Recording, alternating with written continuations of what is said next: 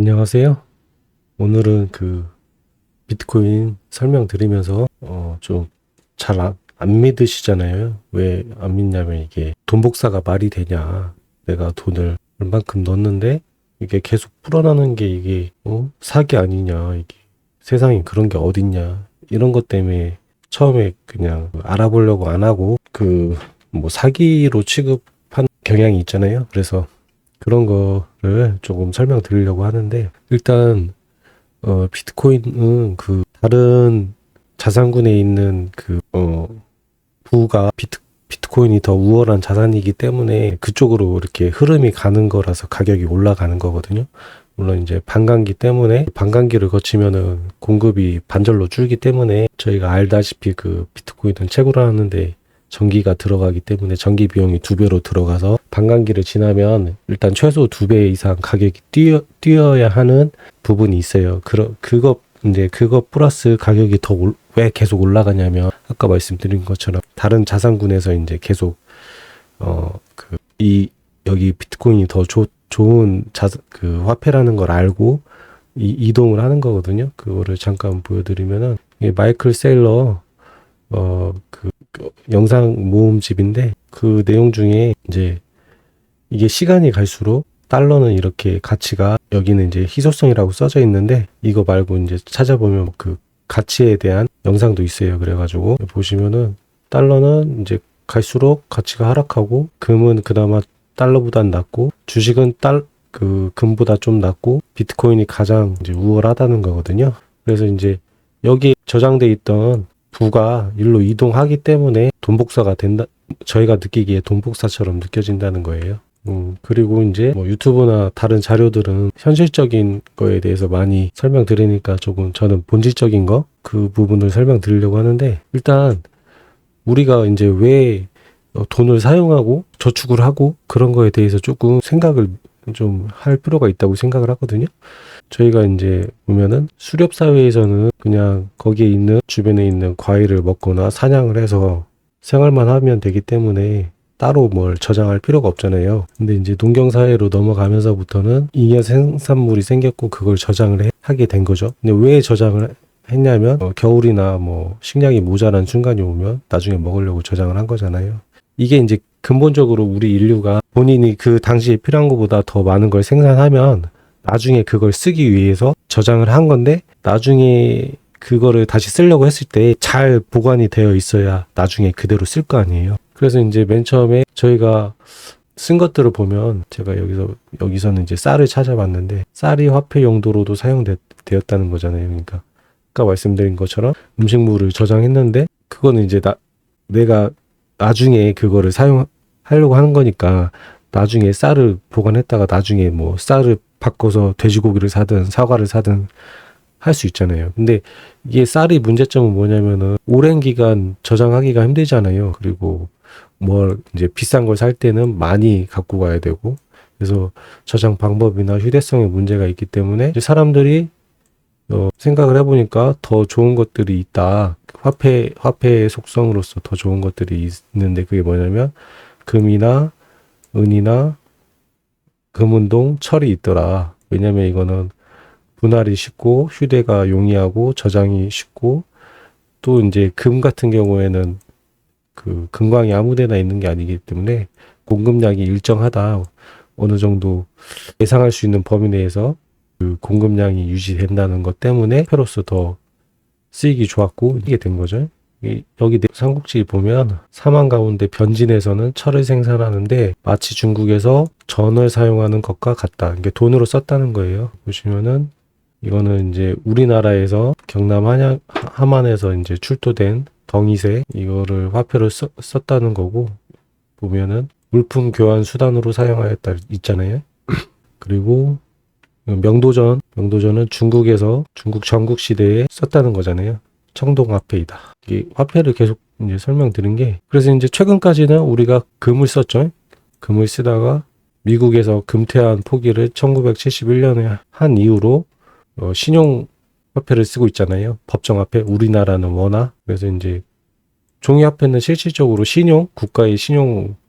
국가의 담보 빼고는 근거된 어떤 가치가 아무것도 없다는 거예요. 조개 껍데기 사실상 지금 생각했을 때 아무런 가치가 없는데 이게 나누기가 쉽고 휴대하기 편하고 썩지도 않는 화폐의 구실을 대신 금처럼 귀했다는 소금, 조개 껍질, 가죽 옷감, 동물의 뼈 등이 당시 화폐의 구실을 한 대표적인 물품이다. 사람들이 그 당시에 어떤 저장한 거를 어떤 일정한 사람들 간에 교환하기 위해서 돈으로 쓸 마땅한 것들을 쓰기 좋은 것들을 그 당시에 환경에 맞춰서 발견해서 썼다는 거죠. 사람들이 교환의 필요성을 느끼기 시작한 것은 농업이 발달하고 생산품이 다양해져 잉여 생산물이 생기면서부터다. 저장할 게 생기면서부터 뭔가 부를 생산해서 저장을 해야 되면서부터 돈이 생겼고 돈으로 적당한 것들을 뭐 조개 껍데기나 금이나 소금, 쌀 같은 걸 썼다는 거잖아요. 그래서 이제 근본이제를 계속 하다가 미국에서 세계 2차 대전 때문에 그거를 금으로 바꿔줄 수 없으니까 그전에는 이렇게 골드 코인 해가지고 달러에다가 이렇게 금으로 바꿔준다는 내용이 있었는데 이거를 1971년에 포기를 해버렸어요. 아무튼 그래가지고 이제 그 내용을 좀 잘 정리한 그 블로그가 있어서 이제 찾아봤는데 내용은 뭐냐면은 이제 밀턴 프리드먼이라는 그 경제학자가 있는데 그 사람이 모든 인플레이션은 언제 어디서나 화폐적 현상이다. 화폐가 있으면 인플레이션은 항상 일어난다는 거거든요. 보면은 그 조개 껍데기도 물론 그 균질한 조개 껍데기를 구하는 거에는 노동력이 들어가서 그 구하는 거에는 일정한 그 어떤 막대한 공급량을 한순간에 늘릴 수는 없겠지만 어쨌든 그 조개 껍데기를 계속 찾다 보면 공급량이 막 늘어날 거 아니 그 화폐 공급량이. 그리고 금도 뭐 금광에서 더 채굴을 한다던가 하면 인플레이션이 생긴다는 거죠. 근데 화폐 가치가 그렇게 공급량이 늘어나면 내가 가지고 있는 화폐의 가치 자체가 줄어들겠죠. 왜냐하면 그 더 유통량이 많아졌으니까 가치가 분모가 더 커졌잖아요. 근데 이제 이게 법정화폐에 들어와서는 좀 심각하다는 거죠. 보면은 한국의 M2 통화 주택가격 지수인데 파란 선이 지금 M2 통화 증가량이고 위에가 주택가격 지수예요. 이렇게 통화량이 늘어나는 대로 주택가격도 상승하는 걸 볼 수가 있잖아요. 이거는 우리나라 M2 통화량 증가 곡선이랑 이제 주식 코스피 종합주가지수 상승하는 거를 보여주죠. 이게 이제 통화량이 공급하니까 늘어나니까 주식도 그에 따라서 가격이 계속 올라간다는 거예요. 이거는 우리나라 화폐 공급량이랑 금의 검정색은 금의 가격 비슷한 추세로 올라가잖아요. 근데 우리나라만 그러냐? 아니죠. 지금 법정화폐를 쓰는 나라는 다 그렇죠. 이게 파란색이 우리나라고 검정색이 미국이에요. 지금 그 시간이 갈수록 계속 돈을 계속 더 풀고 있잖아요. 문제는 지금 미국이 여기서 코로나 때 이렇게 풀어버려가지고 지금 여기서는 조금만 나오는데 아무튼 이게 굉장히 지금 문제가 되고 있어요. 왜냐면 돈을 너무 많이 풀어가지고 그 부채 이자 갚는 데만 해도 국방비에 준하는 정도로 이자를 내고 있다고 하거든요. 그래서 미국이 지금 고금리를 유지하는 자체가 정부한테 부담이 되기 때문에 원래는 금리 인하를 뭐 6월쯤 할 것처럼 시장에서는 예상을 하고 있었는데 지금 여기만 보면은 6월에 금리 인하할 거라고 여기 이틀 전에도 이렇게 썼는데 제가 다른 데 보니까 연말에 할 수도 있다 이런 식으로 약간 흘리는 것 같더라고요. 근데 그렇게 하기가 힘들다는 거를 말씀드리는 거고 뭐 미국도 똑같아요. 미국도 보면은 파란색이 달러 공급량 이게 그 점선이 이제 다우존스 지수인데 통화 공급량이랑 다우지수 올라가는 게 일치하잖아요. 이게 돈을 풀수록 주식이나 금이나 주택이나 가격이 그 추이에 맞춰서 올라간다는 거를 설명드린 거고 그래서 이제 그러니까 주식이나 금이나 이렇게 투자를 하는 것 자체가 법정 통화를 갖고 있으면은 화폐 가치가 가장 계속 하락을 하기 때문에 이제 사람들이 화폐 가치의 하락을 피하기 위해서 그런 자산에다가 투자를 한다는 거죠. 근데 이제 이게 문제가 뭐냐면 그렇게 하는 거는 알겠고 뭐 다 좋다 이거예요. 근데 법정화폐 문제가 뭐냐면 이 금융위기가 발생하면은 여기 기업을 살린다는 명목으로 엄청나게 돈을 풀잖아요. 저희가 코로나 때도 뭐 지역화폐 쓰라고 돈도 주고 뭐 그 소상공인 뭐 대출 뭐 그런 것도 해준 것처럼 그러면 이게 시중에 돈이 풀리기 때문에 급격하게 인플레이션이 진행되고 시중에 돈이 많이 풀리기 때문에 우리가 만약에 은행에 예적금을 하고 있으면 그 예적금의 가치가 폭락하는 상황이 발생하거든요. 근데 이게 조금 저희가 이제 IMF나 금융 위기를 겪으면서 불공정하다는 것을 사람들이 이제 깨달은 거죠. 보면은 저희가 IMF 겪고 그때 뭐 금모으기 운동도 했지만 공적 자금 투입해서 기업들 살렸잖아요. 그거를 공적 자금 회수율인데 16년도 기준으로 67% 정도 회수됐고 22년 9월 기준으로 71% 정도 회수됐다는 거예요. 그러니까 97년이면은 20년 동안 한 70% 좀 안 되게 갚았다는 거죠. 근데 인플레이션 생각하면은 기업들은 좋잖아요. 왜냐면 길게 갚을 수 있으니까. 옛날에 100만 원하고 지금의 100만 원은 가치가 다른데 옛날에 100만 원 빌린 거 지금도 갖고 있으니까 좋잖아요. 이게 이제 사람들이 깨달은 거죠. 그런 위기가 생기면은 그런 손실은 법정 앞에 하락으로 인한 손실은 다 개인들이 짊어지게 되는데 뭐 은행이나 뭐 기업을 살리기 위해서 그 공적 자금이 들어가니까 그 세금은 이제 그 손실마저도 이제 저희가 짊어지고 이제 이후에 이렇게 기업들을 살려놓으면은 성과급 잔치를 한다든가 본인들 급여 인상을 대폭 한다든가 그런 걸 보면서 저게 이익의 사유와 손실의 공유와 그걸 느끼면서 이제 사람들이 이제 불합리하다고 느낀 거죠. 이거는 우리나라는 이렇게 했고 미국도 그때 2009년에 리먼 브러더스 사태 생긴 다음에 월가에서 그런 시위가 있었어요. IMF 때 저희가 금을 모았잖아요. 그때 금 모으기 운동을 했는데 나라 살린다고 금 모으기 운동을 했는데 그 중간에 금을 모아서 판매한 대기업, LG 상사, SK 상사 이런 데가 세금을 포탈한 거예요. 2조 원대 세금 포탈. 이 사람들이 이거 수출하면서 세법상 허점을 발견했나 봐요. 그래가지고 국민들을 힘들게 금 모아서 냈더니 이 대기업 직원들이 2조 원대 세금 포탈해가지고 자기들의 입속을 챙긴 거죠. 그러니까 얼마나 분통이 터져요. 내 재산이 깎이는 것도 힘든 마당에 또 나라 힘들다고 돈 내줬는데 삥땅 쳐먹으니까요. 그리고 다음에 설명드릴 거는 이 자치해방 전쟁이라는 건데 왜 설명드리냐면 내복단이라고 해서 이 저랩은 처음 만들었을 때 캐릭터의 형태가 내복을 입고 있는 것 같다고 해서 이제 내복단이라고 하는데 그 내복단이 고렙들이 사냥터를 독점하고 있으니까 거기에 대해서 어떤 항쟁을 한 서사거든요. 근데 이 영상 보시면은 그렇게 간단한 내용은 아니고 사람들 간의 어떤 관계가 되게 복잡하게 얽혀 있고 그 중에 이제 하나로 의미 있는 서사로 이제 내복단이 있는데 리니지는 다 게임이라서 그냥 그걸 굳이 우리가 알아야 되냐 그럴 수도 있지만 이게 게임이지만 막 대법원 판례도 있고 거기 리니지의 아이템이 개인의 소유냐 NC소프트 회사의 소유냐 소송도 있고 저희가 사회학을 바라볼 때 조금 참고할 만한 부분이 있는 것 같아서 소개를 해드리는데 사람들이 걱정하는 것 중에 하나가 비트코인도 이제 얻은 가격 이상으로는 못 올라갈 거다 그런 말씀을 하시는데 그거는 이제 시장에서 수요 공급에 따져봤을 때 비트코인의 가치가 적정하다고 생각하는 수준까지는 가격이 올라가겠죠. 근데 이제 그분들 그런 걱정을 하시는 분들의 걱정은 뭐냐면 이제 정부에서 임의적으로 가격을 누를 수 있지 않냐 그 부분을 말씀하시는 것 같더라고요. 그래가지고 예전에 유명한 사건이 있었는데 미국에서 게임스탑이라는 사건이 있었어요. 그래가지고 기관에서 게임스탑에 대해서 계속 공매도를 때리는데 개인 주식 투자자들이 계속 매수를 해가지고 공매도 세력을 이긴 케이스가 있거든요. 그래서 비트코인은 이 주소가 어느 기관 거라는 걸 알고 있으면은 그 기관에서 보유한 수량을 알 수 있기 때문에 공매도를 치는 게 그렇게 불법적으로 공매도 치기도 어려울 뿐더러 공매도를 계속 친다고 해도 비트코인 중남미나 아프리카 이런 데서는 실제로 사용을 해야 하기 때문에 계속 살 수밖에 없어요. 그래가지고 가격이 올라가든 말든 계속 사야 되니까 공매도 때문에 가격이 정부에서 조작할 거다 그런 걱정은 좀 덜으셔도 좋으실 것 같고 그리고 비트코인 이제 나라마다 시세가 좀 달라요. 미국은 지금 전고점을 넘지를 못했고 여기가 전고점이면 미국은 아직 여기고 아르헨티나는 전고점이 여긴데 이미 한참 넘었잖아요. 이게 이제 이 간극이 나라가 망하는 속도거든요. 뭐냐면 인플레이션이 이만큼 일어났다는 거예요. 2년 사이에.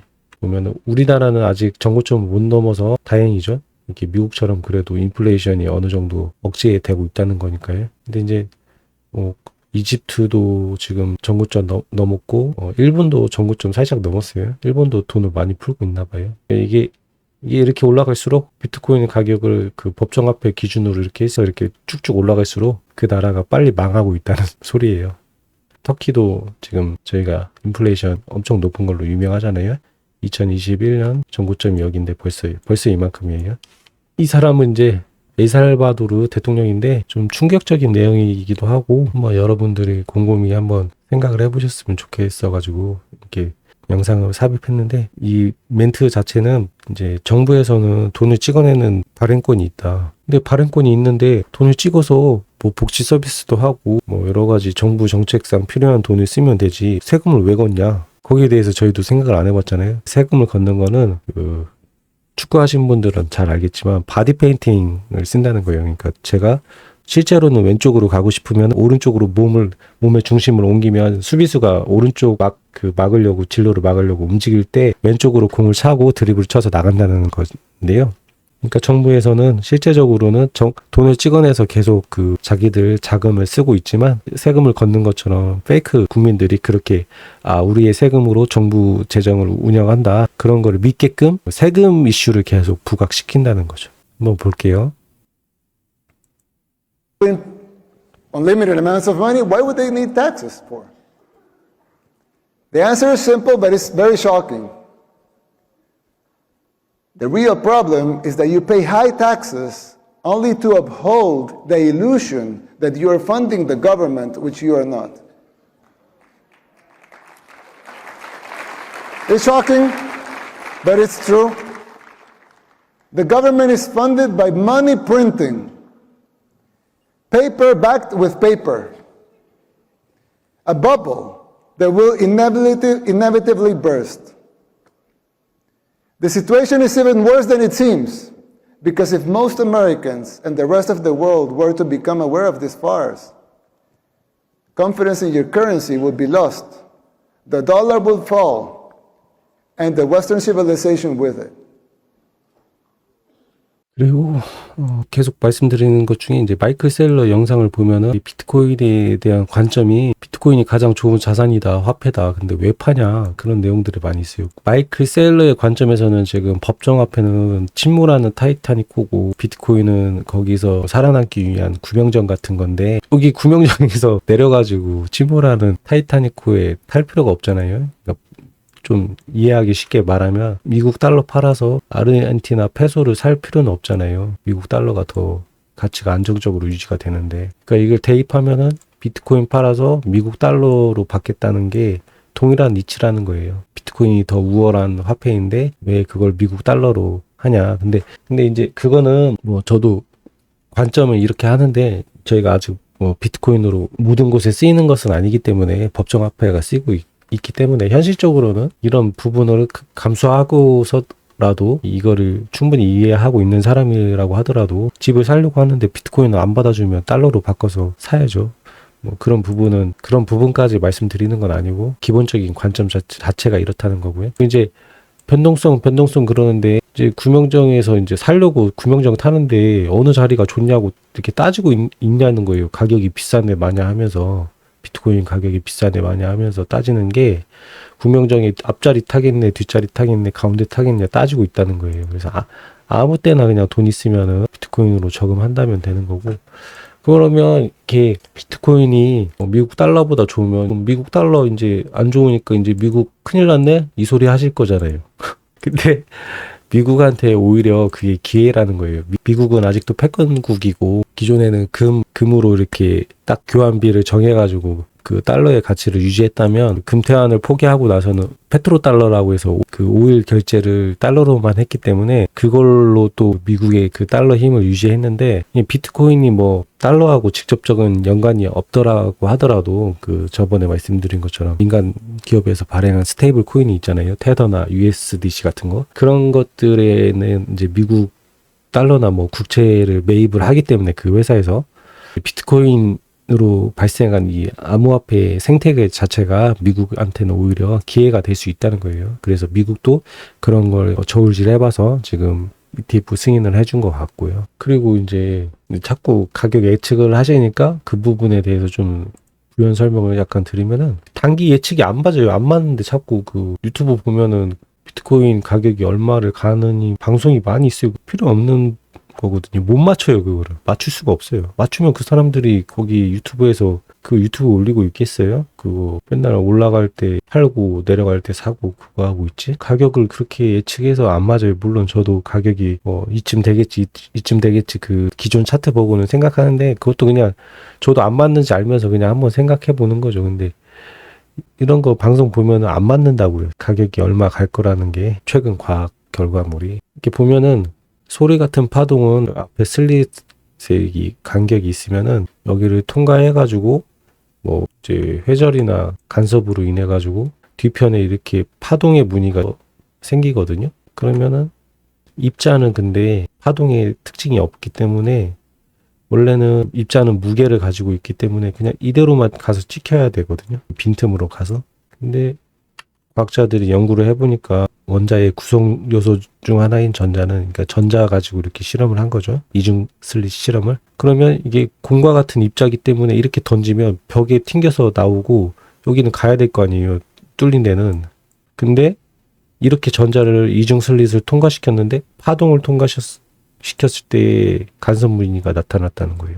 전자를 통과시키면 이렇게 나와야 되는데 이 무늬가 나왔다는 거예요. 그래가지고 이게 어떻게 된 건가 하고 여기 슬릿 앞에다가 관측 장치를 설치한 거예요. 설치하고 같은 실험을 진행했는데 우리가 예상한 대로 이렇게 무늬가 나왔어요. 관측 장비를 설치하고 난 이후에 이 실험에서 우리가 뭐라고 느낄 수가 있냐. 전자가 관측당하고 있다는 사실을 눈치챈 것. 이 말은 뭐냐면은 우리가 어떤 관측 행위를 하는 순간 그 결과값이 달라질 수가 있다는 거예요. 뭘 자꾸 예측을 하려고 하시는지 모르겠어. 안 맞는다고요. 안 맞아. 변수가 너무 많잖아요, 지금. 이 비트코인이 그전 차트로 보고 그 가격을 예측하기에는 ETF도 됐고, 뭐 대선도 있고, 금리 인하도 있고, 뭐 홍콩에서도 ETF 출시한다고 그러고, 지금 우리나라도 ETF 허용한다고 하고 있단 말이에요. 보세요. 국민의힘에서, 여기 공통으로 돼 있잖아요. 양당에서 공통으로 하는 게 비트코인 현물 ETF 발행 상장 허용 검토라는 거예요. 이렇게 변수가 많은데 그걸 예측을 어떻게 하겠어요? 저는 예측하기로 우리나라에서 비트코인 현물 ETF 허용해 주는 것도 빨라야 2, 3년이라고 예측을 했는데 지금 선거철이라서 어떻게 될지 모르겠어요. 그래가지고 빨리 되면 좋죠. 저희 입장에서는, 투자자 입장에서는. 근데 그게 쉬울 거냐? 이분이 금융위에서 최근까지 암호화폐 관련해서 업무 보시던 분이 이제 민간 기업으로 나와서 일하시는 분인데 어렵다는 거예요. 당장 해주기에는. 금융위에서. 지금 홍콩 ELS 사태 문제도 있고 주식에서 터지고 부동산에서 터지고 이러면 금융위에서 감당하기 힘들다는 거예요. 거기다가 비트코인까지 와서 글로 돈이 빠져나가면 어떻게 감당을 하겠어요. 누가 책임을 질 것이며. 그래서 힘들다는 건데 이제 총선이 껴있기 때문에 어떻게 될지는 모르겠죠. 그리고 제가 이미 지나가 버린 거면은 말씀은 안 드려요. 그러니까 비트코인은 투자를 생각하셨던 분 중에 이미 가격이 뭐 7천만 원인데 오를 대로 올라가지고 내가 기회를 자기는 이미 지나간 거 아니냐, 내가 들어가긴 늦지 않은 거냐 이렇게 생각하시는 분이 있는데, 물론 그 2012년 14년도 투자한 분들하고 작년 재작년 투자한 분들하고 비교를 하면은 당연히 늦었죠. 그분들하고 따져보면. 근데 비트코인 최대로 보면은 이때 뭐 사셨으면은 다 좋죠. 근데 지금 여러분이 이 라인이잖아요. 이 라인이면 21년 한 12쯤 산 분들하고 동일한 가격에 사시는 거잖아요. 그럼 21년 11월이면 지금 몇 년 지났죠? 22년 잡고 22, 23, 2년 지났잖아요. 2년 뒤에 여전히 여러분들이 이 가격에서 사서 여기 올라가는 거에 탈 기회가 아직도 있다는 거예요. 아직도. 이분들 2년 기다렸는데 여러분은 이제 바로 올라가는 열차에 탑승하신 거잖아요. 그리고 세금도 깎아준대요. 세금도 안 매긴대요. 이제 2년 동안 얼마나 좋은 기회가 이렇게 있는데 자꾸 늦었다고. 제가 2분기 안으로만 좀 사시라고 계속 그렇게 설명을 드리는데도 안 사신다고 하시는 거예요.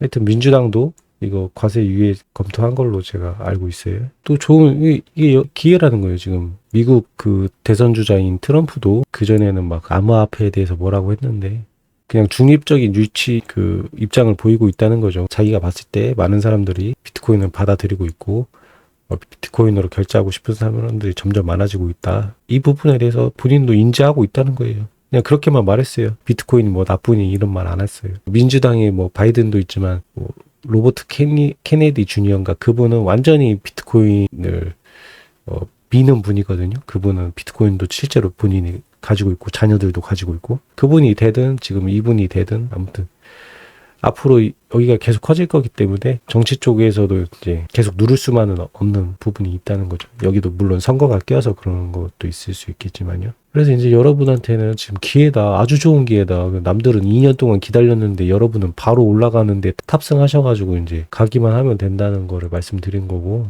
잠깐 설명을 또 드리면은 제가 옛날에 비트코인을 갖고 깨달은 다음에 굉장히 어떤 삶을 내가 주도적으로 살아야겠다. 희망에 찬 느낌을 받았다. 그런 느낌 말씀드렸잖아요.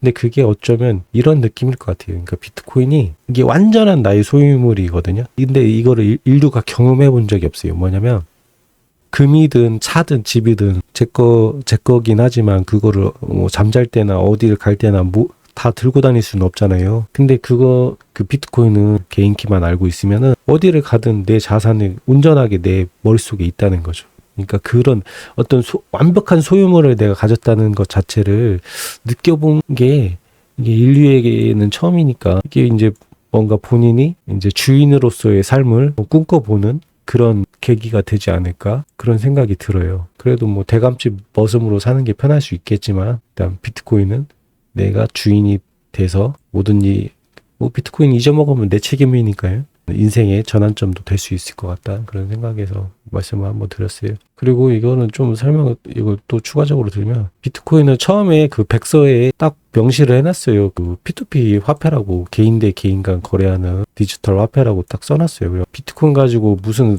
어떤 사업을 하겠다는 게 아닌데 자꾸 무슨 가치가 없다고 무슨 가치가 있냐고 물었는데 화폐라니까요. 그냥 화폐?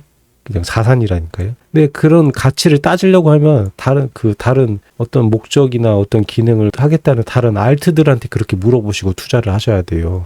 걔네들이 무슨 가치가 있는 거예요. 무슨 사업을 하는데 무슨 그 알트코인으로 어떤 사업이나 어떤 기능을 수행하는데 어떤 가치가 있길래 그런 가격을 갖고 거래가 되는지를 거기에다 물어보셔야 된다고요. 비트코인 아니고. 그리고 그 말 나온 김에 더 말씀드리면 비트코인만 투자를 하시라고 그렇게 해도 투자를 안 하죠. 이거를 지금 업비트에서 연간 수익률로 따져봤을 때 비트코인이 지금 128%잖아요. 물론 이제 상승작이긴 한데 그러면은 128%니까 뭐 엘프나 아크, 체인링크 이런 거는 140% 뭐 149%니까 비슷하다고 치고 이 이하는 다 비트코인보다 수익률 안 좋은 거잖아요. 근데 여러분이 솔라나나 시아코인이나 스택스를 알트를 하시는 거죠. 이 세 개를 추려낼 수 있는 능력이 있으시면. 근데 없으시면 비트코인을 사시라는 거예요. 그냥 가장 안정적이고 사람들이 다 인정하는 이 화폐를 놔두고 왜 여기 도박을 하시는데 가가지고 하시는지 잘 모르겠어요. 이더리움 투자하시는 분들한테 미안하지만 차라리 이 알트를 사시려면 이더리움 사시라고요. 딴 건 사시지 마시고. 여기서 수익률도 그러면 뭐 이런 반론 하실 수도 있겠죠. 그거는 1년으로 보니까 그런 거다. 뭐 한 달이나 3개월로 보면은 다른 게 더 투자 수익률이 높은 게 많을 거다. 그럴 수 있죠. 여기 보면은 A다 56%네요. 3개월로 봤을 때 비트코인 42. 그러면 여러분이 3개월마다 이건 알트코인이 더 잘 올라갈지 추려가지고 그때마다 샀다 팔았다 잘 하셔가지고 수익을 내실 수 있냐 그거를 여쭤보는 거예요. 1년 동안 그냥 장기로 그냥 꾸준히 비트코인만 돈 생기면 사가지고 저금하시면 계속 올라가잖아요. 이게 근데 이거를 좀 돈복사 개념을 잘못 이해하시니까 저렇게 알트코인에다가 소액이든 어쨌든 투자를 하시는 것 같아요. 그런 거 안 하셨으면 좋겠고 비트코인이 새로운 그 인류가 희망하던 완벽한 화폐니까 거기에 계속 돈이 생길 때마다 투자를 하셨으면 좋겠다는 내용으로 결론을 지을게요. 감사합니다.